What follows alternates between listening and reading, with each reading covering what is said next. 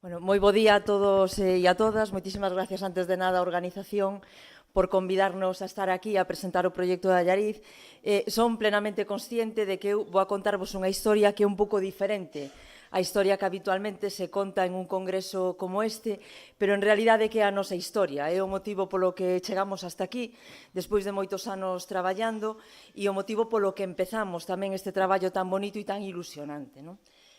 Por eso, bueno, me decía que a nosa historia vai a ser un pouco diferente, aínda que ao final os proxectos e as concrecións de moitas das actuacións pois teñen que ver co que nos estaba comentando o alcalde de Chiclana e co que nos levan comentado tamén en este congreso dende outros concellos. Este aquí. Bueno, Allariz é un concello que está na provincia de Ourense, está no sur de Galicia, por eso, bueno, eu teño a sorte de falar galego e, por lo tanto, temos así unha lingua máis irmá con Portugal. Como vedes aí, Allariz está no interior da provincia de Ourense, en estas zonas que ahora se chaman de reto demográfico e que antes únicamente eran aquelas zonas no que nos decíamos ou habitualmente comentábamos na década dos 90 que eran esas zonas nas que había unha despoboación progresiva e acelerada e que tendían a desaparecer todas estas zonas do interior, non o do vertente atlántico, pero sí o interior. Allariz, como vedes, é un concello pequeno, ten 6.500 habitantes, ten un núcleo de población 92 en total e iso vos pode dar un pouco a idea da dispersión poblacional que temos. 4.400 habitantes residen no casco, residen na vila, que é o casco histórico, máis todo o ensanche, toda a zona perimetral ao casco histórico, e o resto dos 2.000 e pico habitantes residen en esos 92 núcleos. Hai moitas zonas en Portugal que son moi similares ao que somos nós no interior da provincia, no interior de Galicia. Aí está, e o vamos a pasar agora, pero, bueno, o ten en conta que hai un accidente xeográfico importantísimo en Allariz e que ten moito que ver con todo o que vamos a falar agora, que é o río Arnoia, que pasa e que atravesa o municipio prácticamente por a mitad. Allariz era un concello que na década dos 90 estaba con un declive poblacional terrible. Allariz chegou a ter casi 10.000 habitantes e estaba en 5.000 habitantes na década dos 90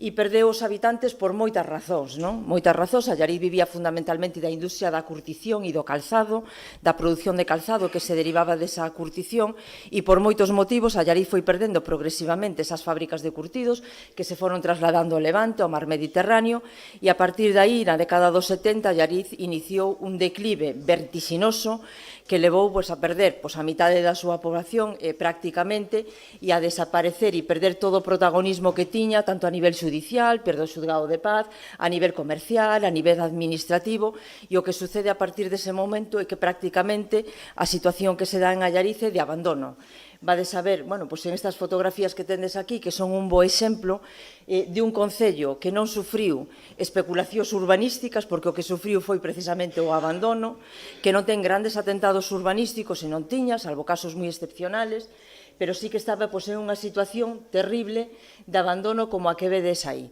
En esa situación, e aí empeza a historia máis bonita que posiblemente vivamos na nosa vida, moitas das persoas que estuvemos en aquel verán do 89, en esa situación e con ese panorama que vos estou contando, Allariz empeza unha movilización veciñal. Antes falaba algunha persona da implicación da veciñanza en estes procesos. Empeza unha movilización a principios de ano, a principios do 89, que vai derivando en un recrudecemento desas movilizacións que prácticamente son diarias e que acaban o 11 de agosto de 1989 cunha revolta que acaba con un peche dos veciños e das veciñas no concello. Os veciños estuvemos 3 meses pechados no concello. 3 meses despois, e despois da dimisión do grupo de goberno que estaba, empeza este proxecto que para todas as persoas que o viviron en aquel momento e as xeracións que se incorporaron despois a isto provocou un sentimento non só de gañarse, de pelexar por ganarse o futuro, senón de implicación, de necesidade de participar en algo que costara tanto incluso a cárcel para algúns dos veciños por esas movilizacións e por esa revolta que se produciu e que, por lo tanto, ese proceso que se deu de participación levou a iniciar este proxecto e incluso por parte de unha parte importante de veciños a ceder propiedades, incluso edificios, terreos, zonas verdes, coleccións para museos, etc., para aportar a este proxecto. Por lo tanto, nos temos o privilexio e a sorte que iniciamos un proxecto que nace radicalmente diferente dos proxectos que teñen nacido en outros sitios e que entronca co sentimento de pertenza dos veciños e das veciñas de Allariz ao noso concello, porque se resistían a pensar e a considerar que o noso concello iba a pasar igual que o resto de concellos ou moitos dos concellos que temos no noso entorno, que era a desaparición máis absoluta en un período corto de tempo, non? Vista esa situación e despois de decembro do ano 89, cando empeza este proxecto, nos parecía que Allariz non podía ter un proxecto que pensara únicamente en pôr en marcha actuacións e proxectos, ou incluso organizar tamén algún evento para acompañar a isto, sino que tiñamos que pôr en marcha políticas radicalmente diferentes. O primeiro delos, pensar claramente no medio e no longo plazo. Nós non podíamos pôr en marcha un proxecto que pensara nas eleccións seguintes, sino nos 20 anos seguintes. E, por lo tanto, pensar que queríamos ver ou con que soñábamos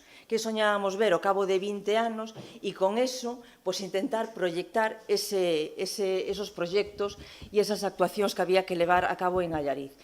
Para eso, nos identificábamos claramente 3 recursos que veredes que ao final teñen moito que ver con todo o que estamos falando aquí. O primeiro dos grandes recursos cos que pensábamos que contábamos, e agora estamos convencidos de que era así despois destes anos, era a historia. Cando falamos de historia en Allariz, falamos de patrimonio, falamos de cultura, falamos de identidade, falamos de 2 cascos históricos que temos e, por lo tanto, na necesidade de recuperar todo ese patrimonio e non só o edificatorio, sino tamén o espacio público dese patrimonio para polo a disposición deste proxecto e provocar dinamización social e dinamización económica tamén.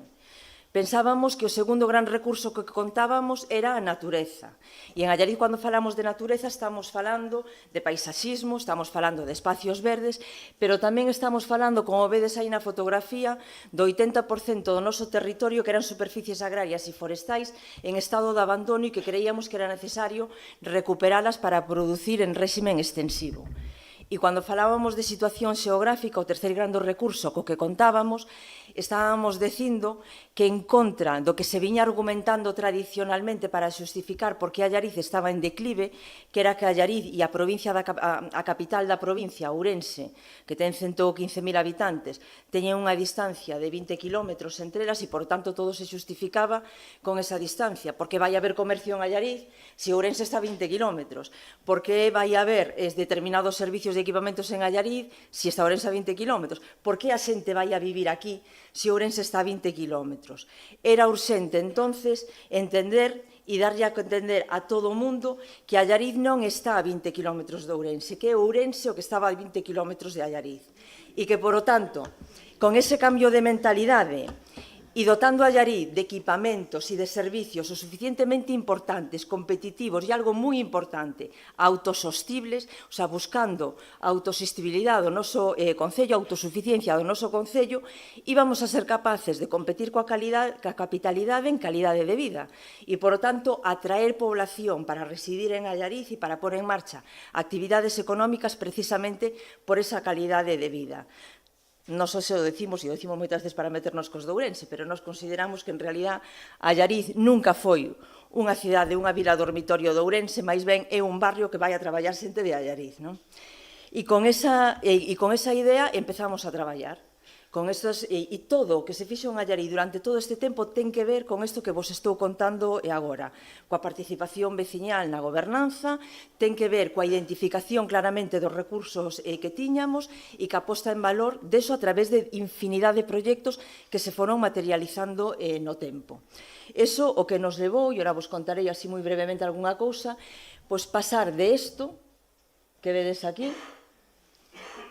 a algo como isto, ou como isto, cas calles cheas de vida, ou como isto. Para iso que fixemos, claramente, rehabilitar o noso patrimonio. Allariz recuperou e rehabilitou os seus 2 cascos históricos. E o fixo con programas, eu creo que imaginativos tamén, algúns moi convencionales, e outros que tuveron máis que ver coa imaginación para poder competir en un territorio como o noso. É unha provincia moi despoboada e, por tanto, ca necesidade de agudizar o inxenio para pôr ideas máis innovadoras encima da mesa. Así naceron proxectos como un programa de rexistros que nos levou a crear vinotecas, tiendas de delicatessen, incluso temos no casco histórico tiendas de primeiras firmas de moda en Outlet Allariz, como echamos nos a ese proxecto, desde Inditex a outras firmas tamén importantes, nos levou a pôr en marcha un parque empresarial propio, construído e feito polo propio Concello, para dinamizar económicamente tamén o noso territorio. Nos levou a pôr en marcha explotacións, como decía antes, gandeiras en réximen extensivo. Creo que somos dos poucos concellos que temos ovellas, vacas, cabras, de todo, non?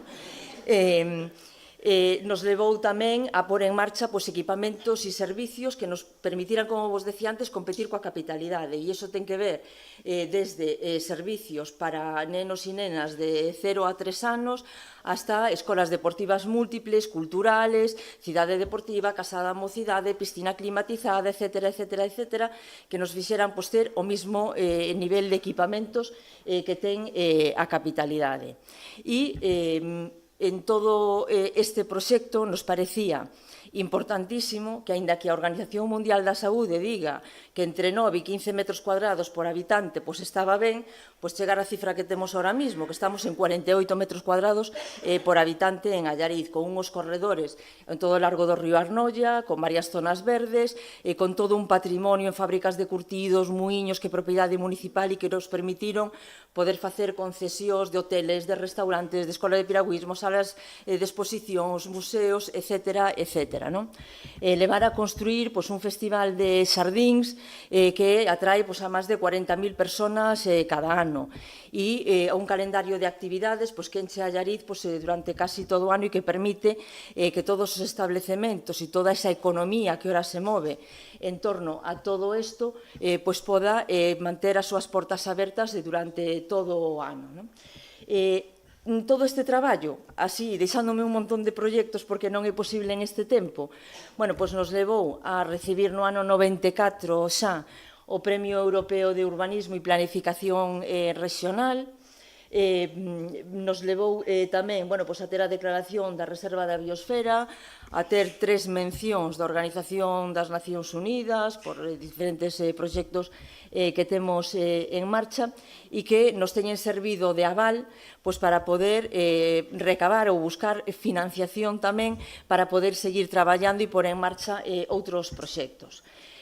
As leccións que temos aprendido de todos estes anos e deste traballo: a primeira, que, aínda que seas un concello pequeno, é verdad que podes aspirar a facer cousas moi grandes, non? Para nós, o máis grande o que podíamos aspirar era a non desaparecer.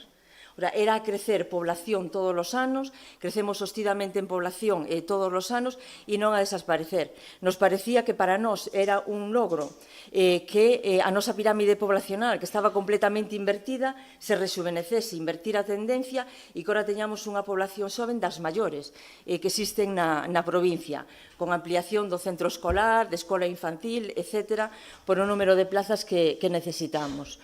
Nos parece tamén que unha das leccións importantes que aprendimos en todo este traballo era que coñecer ben o teu territorio, coñecer a tua historia, a tua cultura, o teu pasado, vai a servir para proyectar futuro. E en Allariz creemos que así o fixemos e que os resultados están aí encima da mesa. E, sobre todo, aprendimos algo importantísimo, que non é posible pôr en marcha proxectos cortoplacistas. Cando queremos ir algo tan ambicioso como non desaparecer en este caso, que non podemos pensar nas seguintes eleccións, sino nos seguintes 20 ou 30 anos. E que, en realidad, os que estamos aquí, estamos para transformar, e viñemos aquí para transformar. E para transformar é necesario, é obrigatorio pensar a medio e a longo prazo. E por eso, nos en Allariz aspiramos a que se nos permita o que os veciños estén convencidos de que este é a línea, de que seguir avanzando por calidade de vida, por espacios, por crear comunidade en torno á vida que se crea nas rúas, nas plazas, a actividade económica que se crea tamén cando se está utilizando o espacio público en favor da comunidade, en favor de todos os veciños e veciñas, ao final repercute positivamente no territorio e repercute tamén no entorno e na comarca que tes máis cerca e ao teu redor. E se somos capaces de convencernos moito, e para iso está moi ben congresos como estos, de que este é a vía e de que este é o camiño, pois posiblemente esta zona que os chamamos de reto demográfico, pois empezará a ser menos de reto demográfico e empezará a ser máis unha terra de oportunidades, máis que unha terra de problemas ou de reto demográfico. Así que nada, con esa ilusión e con ese convencemento de seguir traballando así, moitísimas gracias e obrigada por ternos convidado a estar aquí. Moitas gracias.